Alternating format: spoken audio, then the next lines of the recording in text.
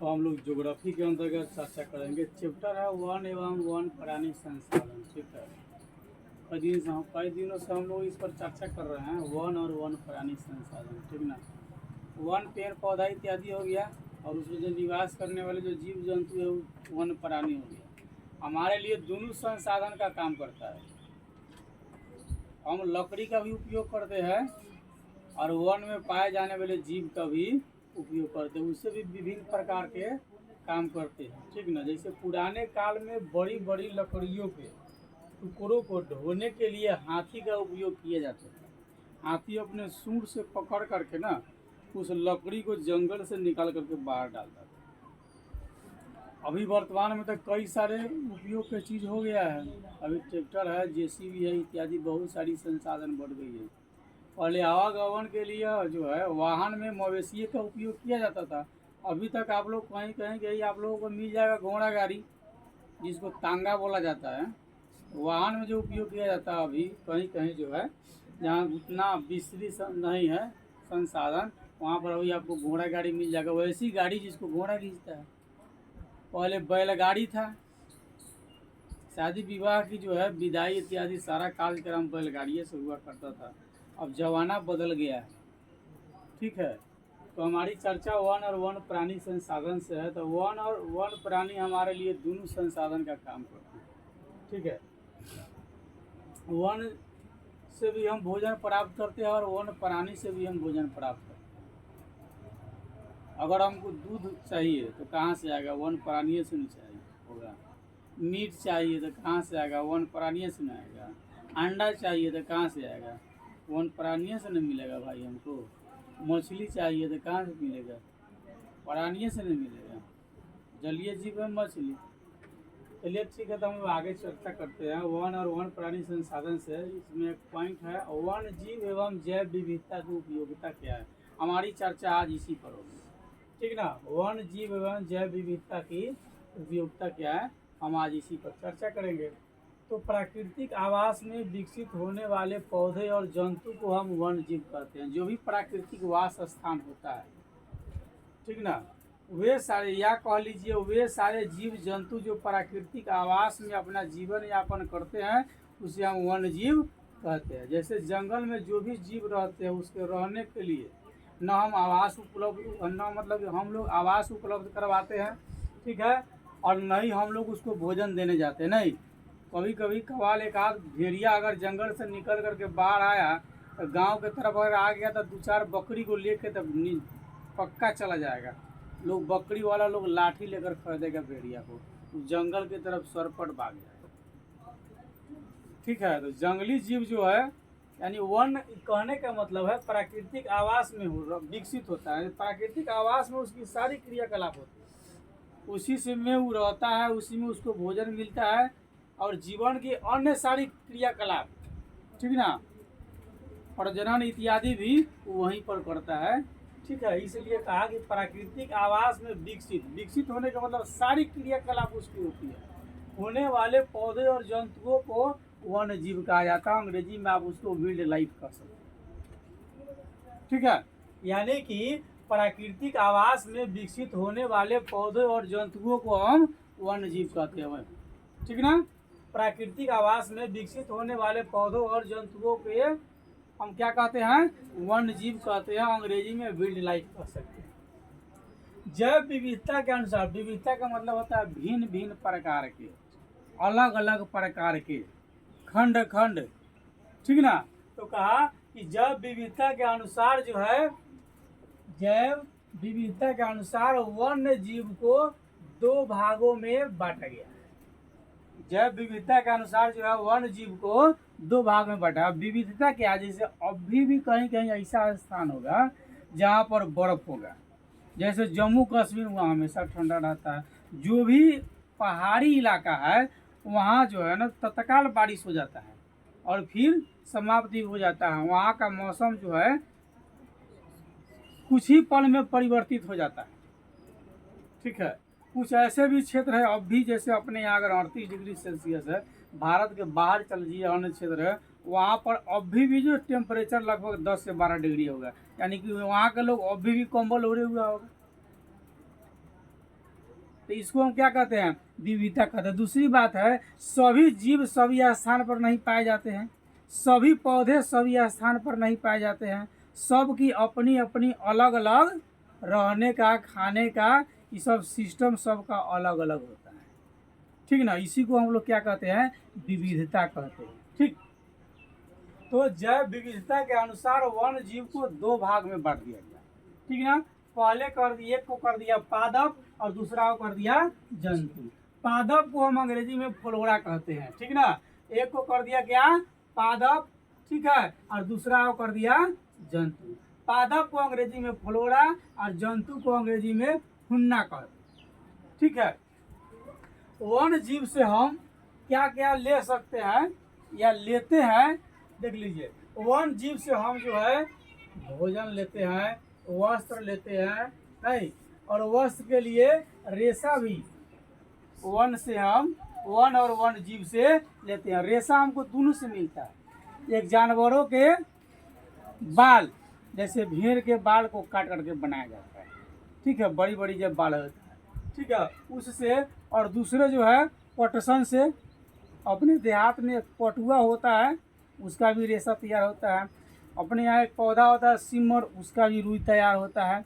या विभिन्न क्षेत्र से रुई इत्यादि जो है तैयार किया जाता है, वो रेशा हो गया, ठीक ना। तो वन जीव से हम भोजन, वस्त्र, वस्त्र के लिए रेशा और खाल, खाल समझते ना, खाले विभिन्न प्रकार के जानवरों का खाल। जैसे अपने यहाँ का ढोलक होता है ना, ढोलक, ढोलक में जो लगा रहता है टक दुम या बड़ा बड़ा बनता है, वो क्या रहता है, जानवर का खाल होता है ना, जानवर का खाल। या बड़ी बड़ी मेम साहब बैगे जो लटका करके जाती है ना, कहता है ओरिजिनल लेदर का है, बड़ी शौक से लगा करके जाता है, वो किसी न किसी जानवर का खाल होता है, चाहे छोटा जानवर का हो या बड़ा जानवर का हो ना। अगर मर गया बदबू दे रहा है नहीं, और उसी के खाल को एकदम कमर में स्नान ध्यान देकर सेंट उंट मार करके उसको ले करके जाता है, ठीक है। तो खाल कहाँ से प्राप्त होता है हमको, जानवर से ना प्राप्त होता है, यानी जंतु से हमको प्राप्त होता है, ठीक है। उसके बाद में आवास की सामग्री भी जो होती है, हम जो है वन और वन जीव से ही प्राप्त करते हैं। अब जैसे आवास की सामग्री, अगर हम लोग फूस की, घास फूस के घर बनाते हैं, उसमें हमको बांस चाहिए। घास की सबसे बड़ी प्रजाति बांस होती है, याद रखिएगा, घास की सबसे बड़ी प्रजाति, यानी कि बांस जो है ना, घास की एक प्रजाति है, पौधा नहीं है, क्या है, ये घास की एक प्रजाति है जो सबसे बड़ी है। तो आवास के लिए हम अगर घास फूस के घर बनाते हैं तो बांस की आवश्यकता होगी ना, क्या। उसके बाद में पुआल, यानी देहात में लेबाड़ी कहा जाता है, उसकी आवश्यकता होगी। एल्वेस्टर की आवश्यकता होगी। तो आवास की सामग्री भी तो हम प्राकृतिक से ही प्राप्त करते हैं, नहीं। ईंट बनता है कौन चीज से, मिट्टी से, प्राकृतिक है कि नहीं। और कई सारे उत्पादक भी प्राप्त कर हम लोग करते हैं। अब इसी पर चर्चा करते रहेंगे तो 2 दिन लग जाएगा, इसलिए और कई सारे उत्पादक हम लोग प्राप्त कर लेते हैं वन और वन जीव से। पादप क्या है, ठीक है ना, या पादप से आप क्या समझते हैं नॉर्मली। तो भारत की जलवायु जो है विषम है, मतलब भारत की जलवायु अलग अलग प्रकार के है। विषम मतलब, सम मतलब एक जैसा है, अब विषम का मतलब अलग अलग, ठीक ना। कहीं पर धूप और कहीं पर छाया रहता है, कहीं पर बारिश होते रहता है। आप यहीं पर ना अगल बगल में ना, जैसे शिवहर चले जाइए आप, खूब बारिश होता रहेगा। उसके बाद सीतामढ़ी चल जाइए, एकदम सूखले सूखले रहेगा। कभी कभी तो एक गांव के बाद दूसरे गांव में जाइएगा तो बारिश नहीं आपको मिलेगा। विविधता के कारण ऐसा होता है। तो भारत की जलवायु जो है विषम है, यानी कि अलग अलग प्रकार के हैं, ठीक ना। कहीं पर अधिक गर्मी होती है, कहीं पर मध्यम तापमान रहता है, और कहीं पर ठंडक होती है। इसको हम लोग क्या कहते हैं, विविधता या विषम जलवायु कहते, ठीक है, विषम जलवायु कह लीजिए, ठीक ना। तो भारत की जलवायु क्या है, विषम है, यानी कि अलग अलग प्रकार के है। एक जैसा भारत की जलवायु नहीं है, और यही भारत की खूबसूरती है। यही क्या है, भारत की खूबसूरती भी है। और पूरे दुनिया में जितने भी जलवायु है, ठीक ना, पूरे दुनिया में जितने भी जलवायु है वे सभी भारत में पाए जाते हैं। इसलिए भारत पूरे दुनिया का सबसे खूबसूरत देश है। कहता है कि भारत के जलवायु विषम है और पूरे दुनिया में जितने भी जलवायु पाई जाती है वे सभी भारत में पाए जाते हैं। और इसी के कारण यानी कि जिसके कारण भारत में अनेक प्रकार की वनस्पति पाई जाती है, यानी अनेक प्रकार के पेड़ पौधे पाए जाते हैं। वनस्पति का मतलब पेड़ पौधा नहीं, पेड़ पौधा ऐसा है, ऐसा पौधा है कि जहर भी उसे तैयार किया जा सकता है और ऐसा पौधा है जिससे अमृत भी तैयार किया जा सकता है। कुछ के खाने से मर भी सकते हैं, कुछ के खाने से जी भी सकते हैं ना। रामायण में लक्ष्मण बूटी लेकर के आया गया था बचाने के लिए, नहीं तो वह भी एक तरह क्या है, वनस्पति। जलवायु के अनुसार या उसके विविधता के अनुसार वनस्पति को 8 भाग में बांटा गया। लंबा चौड़ा प्रोसेस इसका, ठीक ना। यानी जलवायु के अनुसार या जलवायु के विविधता के अनुसार वनस्पति को कितने भाग में बांटा गया, 8 भाग में बांटा गया। देखिए कितना भाग, 8 भाग में बांटा गया, ठीक है। यह बांटा जा सकता है। नंबर 1 हिमालय से रिलेटेड पश्चिमी हिमालय वनस्पति क्षेत्र, यानी हिमालय के पश्चिम में जो पाए जाने वाले पेड़ पौधा है उसको पश्चिमी हिमालय वनस्पति क्षेत्र कहा जाता है, ठीक है। नाम पर चर्चा कर ले, उसके बाद विशेष की चर्चा करेंगे। दूसरा है पूर्वी हिमालय वनस्पति क्षेत्र। तीसरा है असम वनस्पति क्षेत्र, ठीक ना। चौथा आपका सिंधु मैदान वनस्पति क्षेत्र। 5वां गंगा की मैदानी वनस्पति क्षेत्र। 6ठा दक्षिण का पठारी वनस्पति क्षेत्र। 7वां मालाबार वनस्पति क्षेत्र। 8वां अंडमान वनस्पति क्षेत्र। 8वां क्या है, अंडमान वनस्पति क्षेत्र, ठीक ना। भारत में जब सर्वे हुआ, यानी कि भारतीय वनस्पति सर्वेक्षण के अनुसार जो है, यानी अंग्रेजी में कह लीजिए कि botanical survey of India, BSI उसका शॉर्ट नेम है, उसके अनुसार यहाँ 47,000 पेड़ पौधे की प्रजाति है। कहाँ, भारत में। भारत में 47,000 पेड़ पौधों की प्रजाति है, जिसमें 15,000 प्रजाति वाहिनी वनस्पति, यानी हिंदी इसको अंग्रेजी में कह लीजिए तो ठीक है, वैस्कुलर प्लांट पाए जाते हैं। इसके अंतर्गत जो है आते हैं 35% प्रजातियां देसी है, यानी देसी को अंग्रेजी में हम इंडेमिक कहते हैं, जो पूरी दुनिया में और कहीं भी नहीं पाया जाता, ठीक है। अब हमारी चर्चा पहले की पश्चिमी हिमालय वनस्पति क्षेत्र पर हम लोग चर्चा करेंगे। तो इस क्षेत्र का विस्तार कश्मीर से कुमाऊं तक है। कहाँ से है, कश्मीर से। पश्चिमी हिमालय वनस्पति क्षेत्र जो है कश्मीर से कुमाऊं तक है। यह कहाँ से कहाँ तक है, कश्मीर से कुमाऊं तक चला गया है, ठीक है। यहाँ पर आपको चीर, देवदार और कोंधारी वृक्ष का फैलाव है और ऊंचाई के साथ साथ वृक्ष की प्रजाति भी परिवर्तन आपको वहाँ देखने का मिलेगा। अधिक ऊंचा क्षेत्र जैसे 4750 मीटर में अल्पाइन वनों का विस्तार यहाँ पर पाया जाता है। दूसरा चर्चा हमारी पूर्वी हिमालय वनस्पति क्षेत्र से, ठीक है।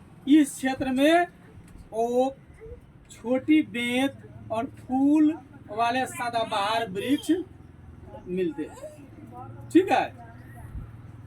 उसके बाद है असम वनस्पति क्षेत्र। क्या है, असम वनस्पति क्षेत्र तीसरा नंबर में है। तो यह ब्रह्मपुत्र और सुरम घाटी के बीच का क्षेत्र है। यहाँ मुख्य रूप से सदाबहार वन मिलते हैं, ठीक है। मुख्य रूप से क्या मिलते हैं, सदाबहार वन मिलते हैं। सदाबहार वनों के बीच बीच में घने बांस और लंबी घास के झुरमुट भी मिलेगा। कहाँ, असम वनस्पति क्षेत्र, यानी असम के क्षेत्र वनस्पति क्षेत्र, वहाँ बांस इत्यादि भी मिलते हैं। सिंधु के मैदान वनस्पति क्षेत्र जो है 4th नंबर, सिंधु मैदान वनस्पति क्षेत्र जो है, इस क्षेत्र में इस क्षेत्र के अंतर्गत आता है पंजाब, पश्चिमी राजस्थान, इसके अंतर्गत पंजाब, पश्चिमी राजस्थान और उत्तरी गुजरात के मैदान को शामिल किया गया है। बबूल, नागफनी, खेजरी, आक आदि यहाँ के मुख्य पौधे हैं। यहाँ पर आपको मिल जाएंगे क्या क्या? बबूल, नागफनी, खेजरी, आक आदि यहाँ के मुख्य पौधे हैं। अब पांचवी चर्चा है गंगा की मैदानी वनस्पति क्षेत्र। तो अरावली से बंगाल, अरावली से बंगाल और उड़ीसा के बीच के क्षेत्र इसके अंतर्गत में रखा गया। कौन?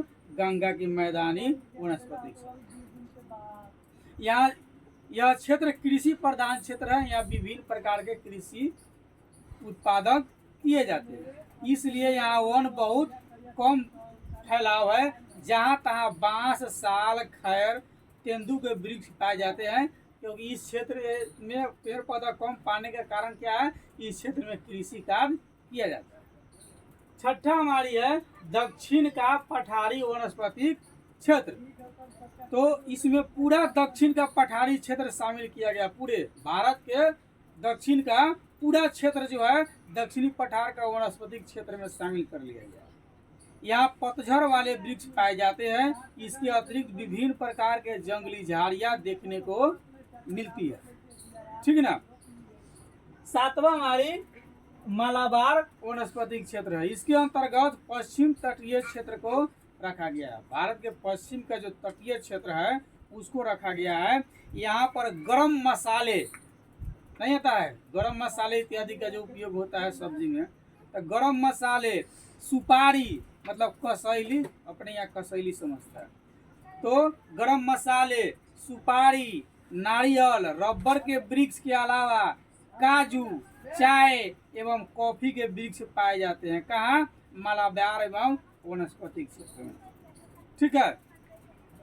अंडमान वनस्पति क्षेत्र अंतिम हमारी चर्चा का है। यहाँ पर जो है सदाबहार, अर्ध सदाबहार एवं समुद्र तटीय जंगलों की प्रमुखता है, क्योंकि अंडमान जो है, अंडमान द्वीपकल्प के चारों तरफ से समुद्र है, इसलिए वहाँ पर बहुत सारे पौधे ऐसे पाए जाते हैं जो समुद्री है, क्योंकि उसके चारों तरफ से समुद्र है ये है, तो समुद्री पौधे ही वहाँ पर पाए जाते हैं। ठीक है।